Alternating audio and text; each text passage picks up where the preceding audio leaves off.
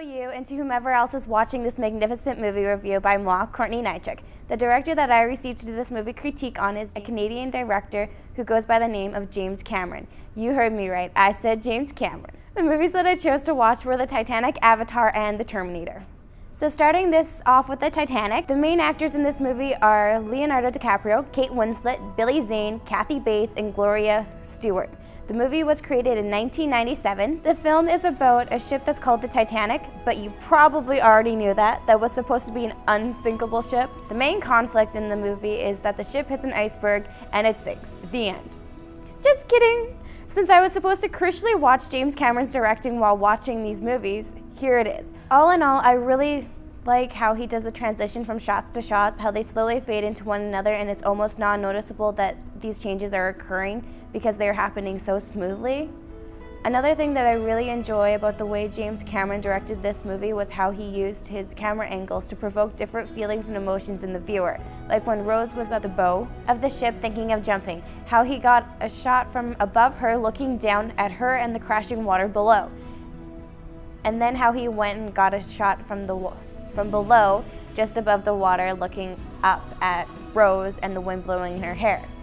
My heart sunk when he showed the crying, scared children. The ship was sinking. It was tragic. I kind of cried a little bit, I'll admit that.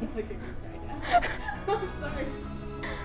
The only part that I didn't really care for was the music choice when the ship was sinking, how he chose to play happy and upbeat music as opposed to sad, depressing, or frightening music.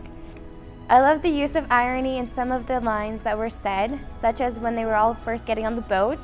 I pulled every string I could to put us on the grandest ship in the history, and you act as if you're going to an execution. And we are the luckiest sons of beepers in the world.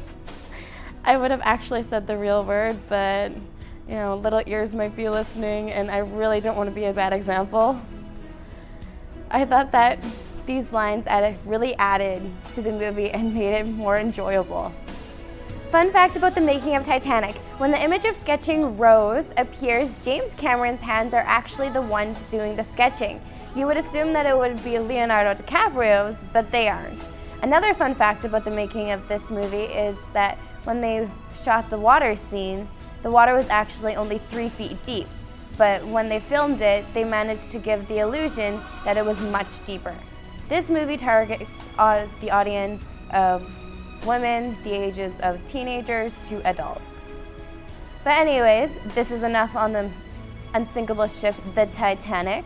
Now I am going to move along into the second movie, Avatar.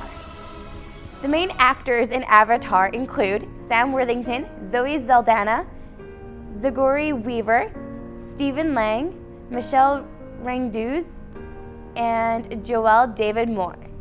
This movie was created in the year 2009, so a quick rundown of this movie. It is about big blue characters that are like people but have different characteristics such as tails, cute looking ears, that are insanely tall, and of course, they are blue. The conflict in this movie is the humans create a machine that allows them to have their mind placed into an avatar that they created, and their main goal is to get the real avatars to become friends with them so that they can convince them to move off the land that they are currently on, because the humans want the rocks that are insanely expensive. So the one guy, Jake, who is played by Sam, makes friends and becomes one of them. But the army people decide that they want to just go in and destroy the Avatar's home so that they are forced to move out and to find somewhere else to live. For this movie, I really enjoyed how the main character, Jake Sully, who was played by Sam Worthington, like I said before, narrated his thoughts throughout the movie. I feel that it gives the viewer a connection to the character because they can hear what he is thinking, and that draws you into the movie. Another thing that I liked about the movie was how you see the physical connection between horse and rider, how the hare and mane connect to perform as one.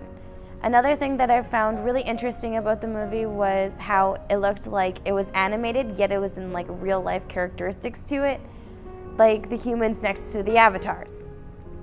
One quote that I really liked in this movie was, "All energy is only borrowed, and one day you're going to have to give it back." I really like this line due to the fact that it has meaning behind it, because everything on this planet uses energy to survive. And when it dies, it loses its energy, so it is being given back to the earth. Or at least that's the view I was getting from it, which I think is pretty reasonable.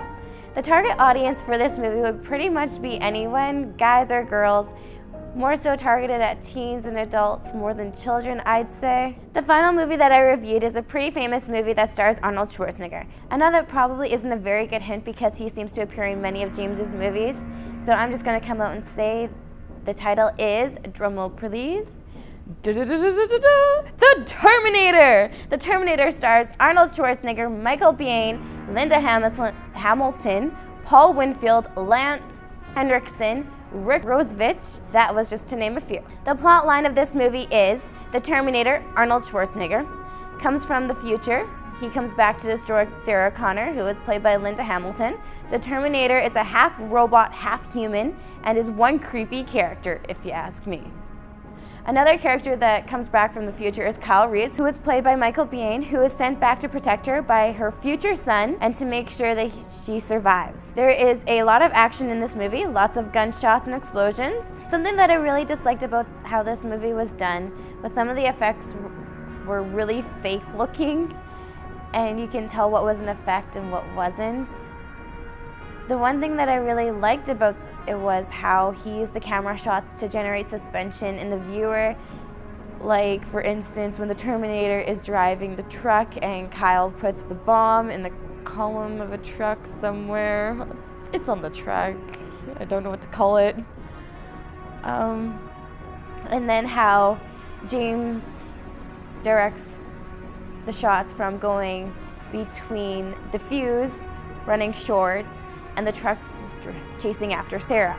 Another thing that I thought was really cool about how he did this movie was when he looked through the Terminator's point of view, how it showed a red screen and a bunch of data being displayed. The lighting was absolutely amazing in the one scene when the Terminator crawls into this room and his face is all messed up and on the one side, and he goes and turns on the light and it illuminates the one side of his face and partially the other side. It gives a very gruesome view and it gives it a scary look. That is why I watched this movie in the daytime with the lights on. Just saying. Another thing that I didn't like was when the Terminator loses all his skin and he looks really fake and actually walks like a robot instead of a human, so I don't exactly know how that turned. But anyway, overall, I really liked how he put the movie together and all the different camera shots to generate different emotions and feelings. I think the target audience for this movie is mainly for teens and adults, mostly males, I'm presuming, because of the action and explosions and gunshots, etc. You get the point. But that's all, folks. So thanks for watching my movie critique. I really hope you like it. I also suggest that if you haven't watched these movies yet, you go out and do so, because James Cameron is an awesome director, and I believe that you are truly missing out if you haven't watched any of his movies yet. But anyways, let's get out of here.